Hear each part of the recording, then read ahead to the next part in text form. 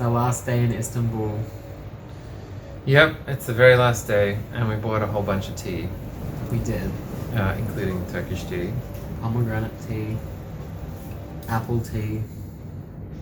honey, ginger tea, spices, different spice mixes for friends, to give them away to friends and family, which will be nice. So, we're on the rooftop at the hostel, and we're making a little film. And the film is about incompatibility with working environments. So, basically, there seems to be like a common thing where neurodivergent people struggle a lot with doing repetitious tasks that don't involve some sort of problem solving or creativity. It's almost like the brain doesn't reward us properly for doing repetitious tasks that aren't somehow challenging or creatively rewarding. And so it can be very, very hard to continue doing general repetitious jobs. They can be done for stints of time, and there's ways to manage it. Shifts might be shortened, for example, but overall the mind seems to become complacent and demands a little more. And as a result of this, sometimes neurodivergent people have to make their own way, whether it's starting some sort of business or working little in intervals for people on and off, changing jobs around, doing lots of little jobs to make ends meet. And this seems to come back down to the idea that the brain reward centers don't give adequate amounts of dopamine in order to be able to go through a whole day and feel satisfied. Completion of tasks seems to be not as...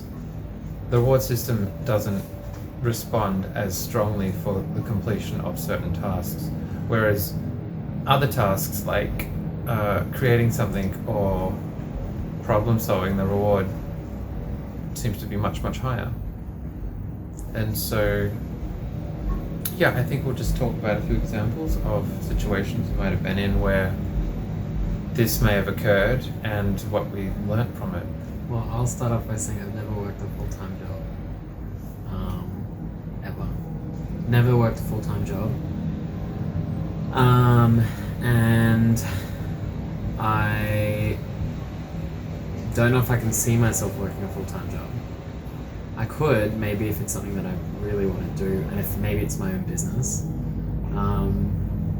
But yeah, like I've studied nursing for 5 years, and throughout that period I've done a lot of part-time work, never full-time, because I had to balance it out with study.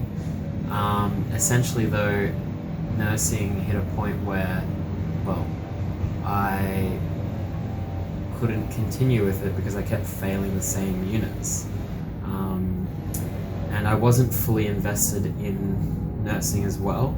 It's quite evident, I think, because I was also doing my creative outputs outside of nursing, like performing. I was performing a lot throughout the 5-year period, and I was getting a lot more satisfaction out of that over doing my nursing. Nursing was just to make ends meet. It was a way to make money. It was a way for me to, I guess, invest in my future. And yeah, I was doing a lot of work with, like during COVID, I was COVID screening people, doing that part-time. And I was also working with babies as well. But I was doing it for periods of time. I wasn't really doing it full time because I could not put myself to do it more than once or twice a week, or else I was getting really sick of it, or I was getting really, like not content and very complacent about work. So Yeah, and I've found myself in those situations a lot in the past with work, where I can only do it for short stints. I can't do it for too long, or else I've actually like not been able to function properly in the workspace. I get a bit pent up. I've crossed boundaries as well, so it doesn't really affect me in a positive way. Doing work that isn't, I guess, driven from a creative standpoint. Yeah, it needs to be like kept interesting and different every day, but a lot of work that I've done, working at Bouncer Trampoline Park, working at a chemist, working as a nurse, they're all quite repetitious every time you go back to work. It's the same thing. So yeah, it just seems like the need for creativity becomes high during those periods of time when I'm working those kinds of jobs, because I'm not in my day-to-day life when I'm at work doing things that are creative. I'm finding outputs of them by looking at my phone and looking at past videos of my performances, looking at performance videos on YouTube, kind of trying to find something while I'm at work on break or something. Maybe I'm dancing around my workspace and kind of like not fully working sometimes. So I've tended to really found other outputs when my creative output's been lowered, and that need for expression. I think what comes out of this is need for expression as well, because sometimes workplaces you have to hold yourself to a certain standard, and you have to hold yourself a certain way to be professional in the environment, and if you breach that, then it can, obviously, like, it's not okay for the workplace.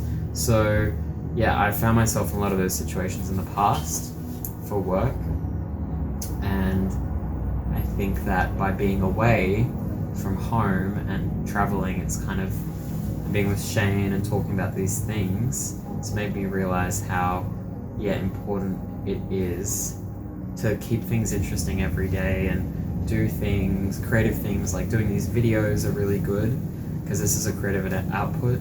Me dancing every now and again, at some stage I will find a stage to perform on, dressing up with Shane. Stage. He needs a stage. I need a stage. He needs a stage. I need a stage. Dressing up. Dressing up as well is another form of therapy for us. Yes. Food even, but like doing it in platter, because naturally that we're traveling, we want to experience new things, but when we stay in a place long enough and when we've experienced the food, we just go to our rituals, which are just platter food every day, during the day, and then at night we have a nice big meal with a nice sweet dessert to top it off.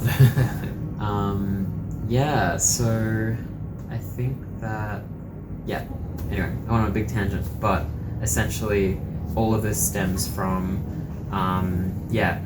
being in a repetitious environment for too long is not sustainable for people like us in the future, because then we become complacent and not content with our lives, or frustrated, or the expression needs to come out. So it's only for a short period of time we can work in these kind of environments. Yeah, a means to an end. At the end of it all, life has to be practical. Yeah. Money has to be found somewhere. Yes. And that's what the system requires of us. That's the way it is. So the way forward to do that is not always easy, because the brain is not designed to be doing that all of the time. It's designed to be creating stuff and problem solving most of the time, but it's a bit hard to juggle committing to something full time that we're not designed to do. So it can be highly distressing and can cause severe mental degradation if it's long term. And I've experienced that through pursuing my projects, having to earn money for that, and putting myself through lots of different types of work to do that as a means to an end. But I've never lasted. I've never survived. I eventually become so restless. I become kind of hypermanic and eject myself out of the situation. It's almost like another part of me takes over and will physically remove me outside of it because the mind starts perceiving it as a threat. And it comes down to my personality type, which is also to do with control and being able to control the environment in order to nullify threats. And yeah, so I've tried many things, but I've had to come to learn that that's the way it is, and that I'm designed to do other things which can benefit the system, but getting into that is not so straightforward. So there is kind of, you have to make your own way if you're in this position, because the system's not going to do it for you. So you have to put a lot of extra effort in sometimes to getting it to work. And I think what also comes out of this is a lot of people, it comes back to programming. Like, talking about all this comes back to programming, and a lot of people become programmed by the system to think a certain way, act a certain way, have to do certain things because society makes you feel like you should, or maybe your family does, or maybe your friends do. But like, it can be really hard to accept the program.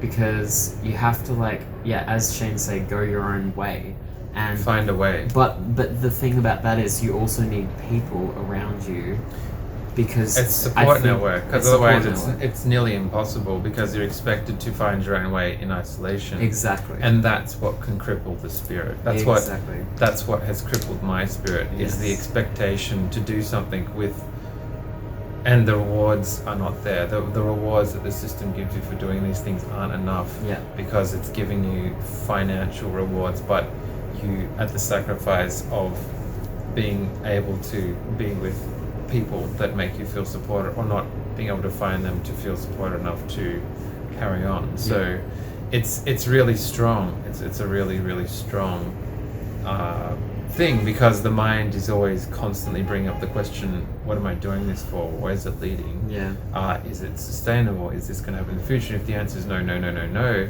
it's eventually going to ask the question, well, why? Why are you doing it? And so some people can accept the program that the system gives them in order to and at the end of the day, you're also working for someone else. Like, you're not doing things for what you want to create or you want to do. Like, I feel like, in a way, when it comes to work, if you really, like, find what you like doing in life, like, and you know, do all these odd jobs to get money, like, which is necessary, you eventually hit a point, if you're willing enough, to create your own business.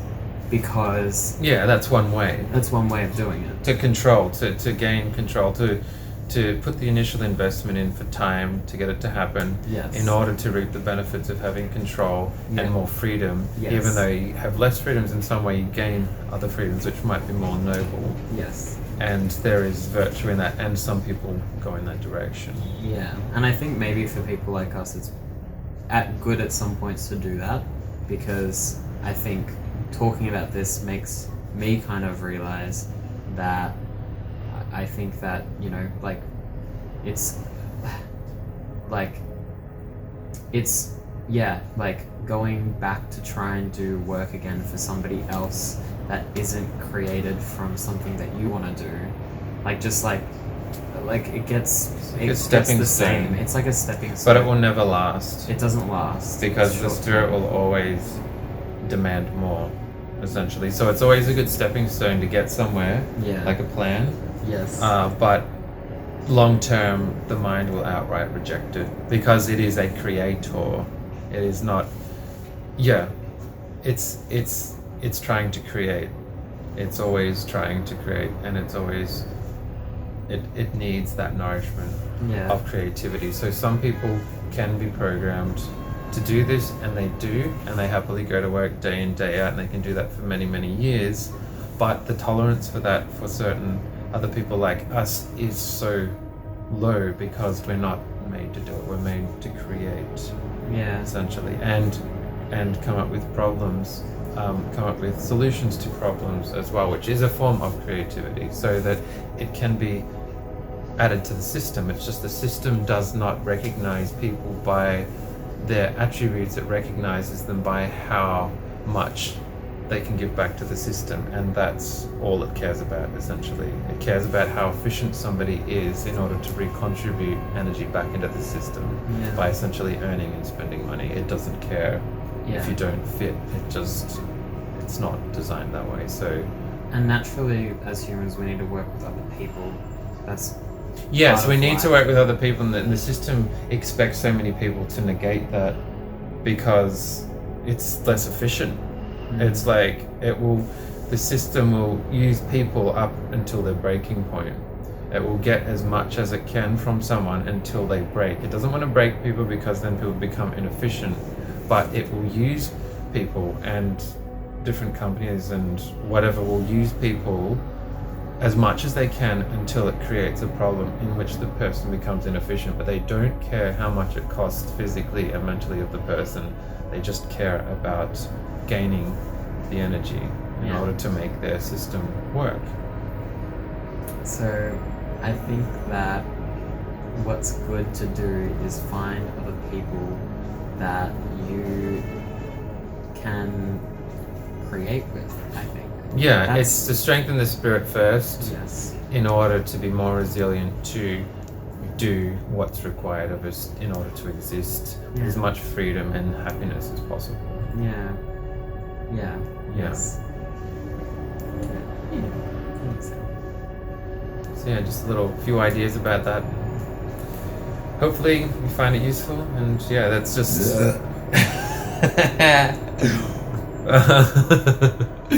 and yeah, that's just a perception on it from experiences that we've had. Yeah. Okay. Until next time, we'll be in another country. Adieu and goodbye.